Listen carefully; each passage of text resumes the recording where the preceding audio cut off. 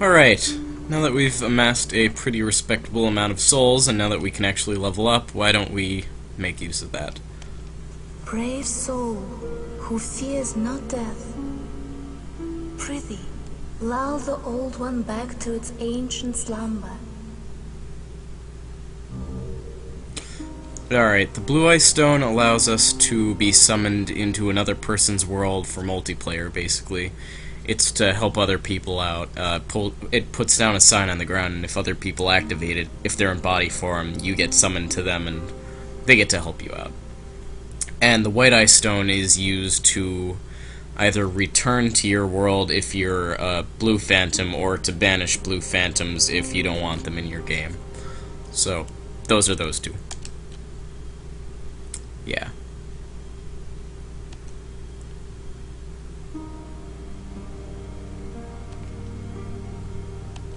What is it? Dost thou seek soul power?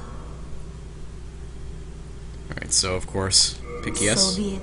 if you want to level up. After all, thou requirest strength. Exactly. Go forth, touch the demon inside me.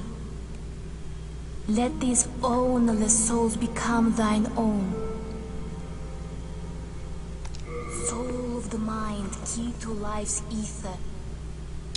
Soul of the lost, withdrawn from its vessel. Alright, so since souls are pretty cheap, as you level up more and more, they become more expensive, more or less.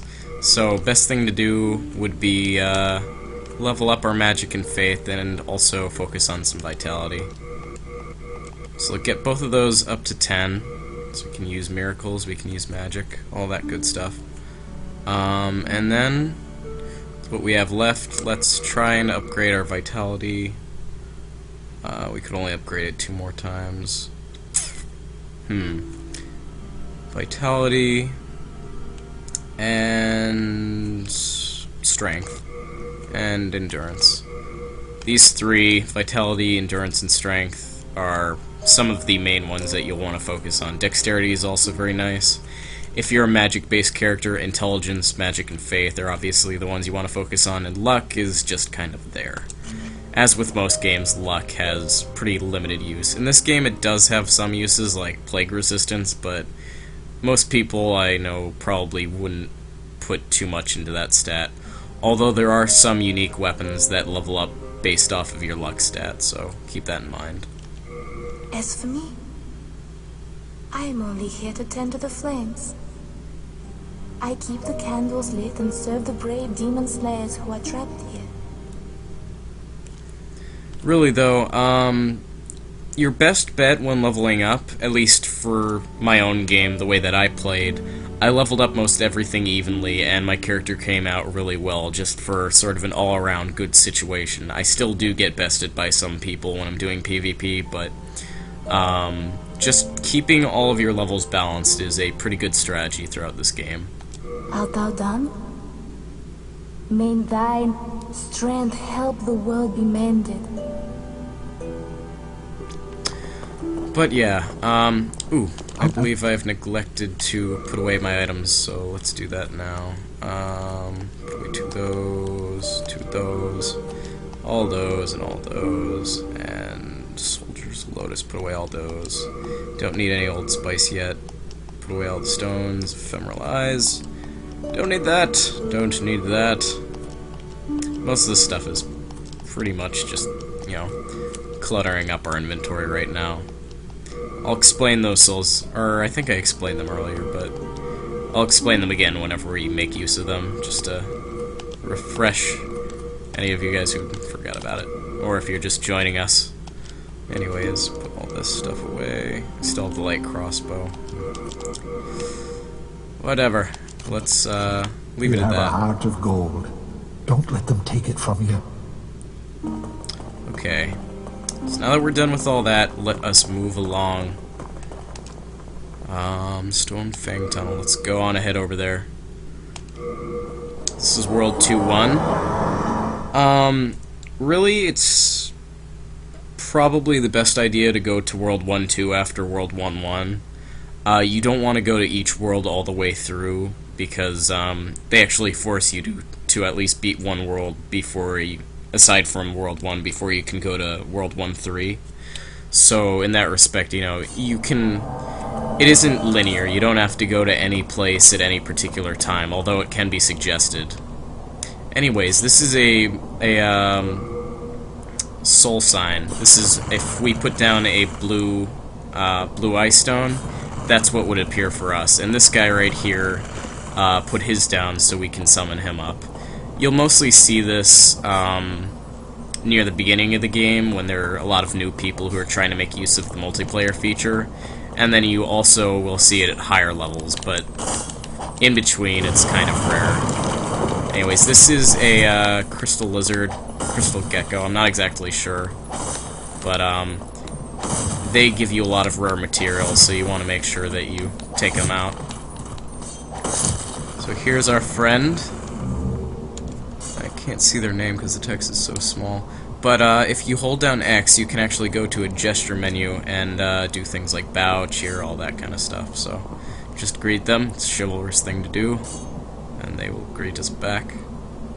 Maybe. Or maybe they won't. Anyways, I'm going to run on down here, get something. Oh, known hero's soul. Alright. Oh, now they're bowing. I didn't quite catch it, though. Doesn't matter. Anyways, this guy right over here is an old ragged man. He's the merchant of this world, and he's...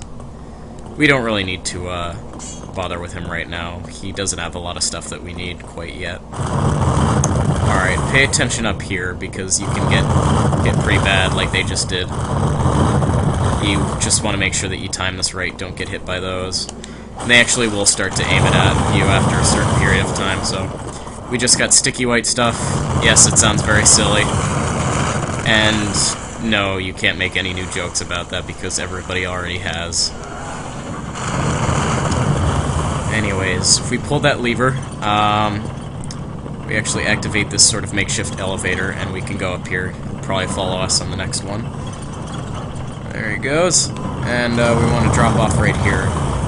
Right here we have a fat minister, that's the name of this guy. He likes to shoot fire, and he has a whip that he can use as a weapon. Oh boy. He also has that flare attack that can be pretty damaging. So anyways, this guy, as you can see, he's actually using a bigger weapon. He's using it two-handed, so he's going for the all-out heavy-duty approach.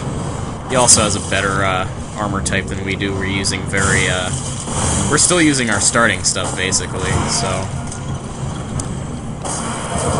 it's kind of hard to get in on very thin areas like this, so try and do this as we can.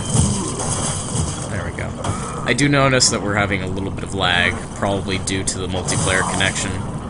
This game has pretty good multiplayer connection with the netcode and all that stuff. It's not the best, but it is pretty good. Anyways, Crushing Battle Axe. That was actually a slightly upgraded weapon. It was +1, you could see. +1 basically just means it's more effective in battle. You know, it's kind of that old school RPG sort of thing. Upgrade a weapon enough. So now we're just sharing this elevator. Now, if you want a quick way back there, we can actually hop from one elevator to the next, from the down one to the up one, and then just go through that path. He may do that, or maybe he won't. But what I'm wanting to get down here is just that Stone of Ephemeral Eyes. So I'm going to jump off this in just a second. I think this should be good. I'm just going to run, pick up that, and now run back. Good stuff. Alright, so I guess this is sort of our first multiplayer experience. I figured it would be cool to go on ahead, do some multiplayer stuff. It would make the LP more interesting. Have guys do tap dances while we're going up elevators, that kind of thing. Alright, so continuing further on into this little mine system. Right now it's a lot more, it looks a lot more like a mine, but as we go further down it'll look more like natural caverns and just very expansive caverns, that kind of thing. So actually, what I mentioned before about the mail breaker being useful for certain enemies, turns out I actually just got rid of it, so that's not the best.